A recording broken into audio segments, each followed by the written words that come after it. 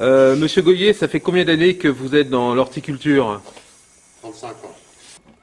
Déjà, au point de vue enracinement, l'enracinement est beaucoup plus régulier et beaucoup plus rapide que sur la culture avec de l'eau normale.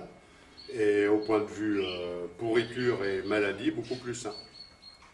On a arrosé cette plante avec l'eau et elle pousse à une vitesse incroyable. Lorsqu'on coupe cette pousse, parce que sinon elle toucherait par terre, qu'on la replante, elle repart alors qu'on n'a pas spécialement, on ne s'est pas spécialement occupé d'elle pour qu'elle prenne racine ou autre. Cette partie-là a été faite avec de l'eau normale du puits. Et cette partie-là a été faite avec l'hexaédron. Voilà. Après, j'ai vu aussi l'évolution des plantes.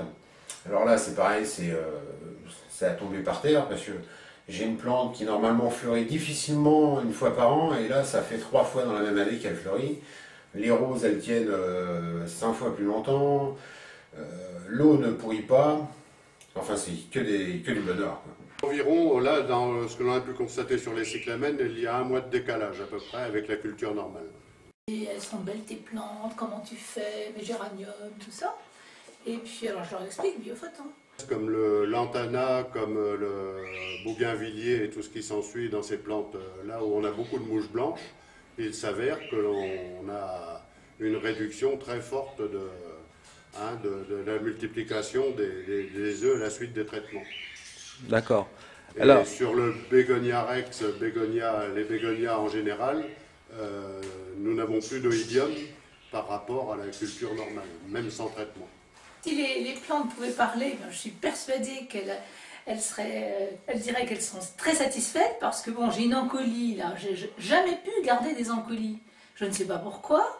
Et là maintenant, les arrosant avec biophoton, ben voilà, ça pousse, ça fait des feuilles. Bon, je pense qu'un jour ça va refleurir. Mais en revanche, il y a des racines, enfin c'est magnifique. Puis alors, ce qui est extraordinaire, le plus, et je fais d'ailleurs l'admiration de mes amis, en ce qui concerne mes plantes, eh bien, c'est que les feuilles, elles sont épaisses. C'est pas fragile, on sent que il y a de la force, il y a de la vie, c'est extraordinaire.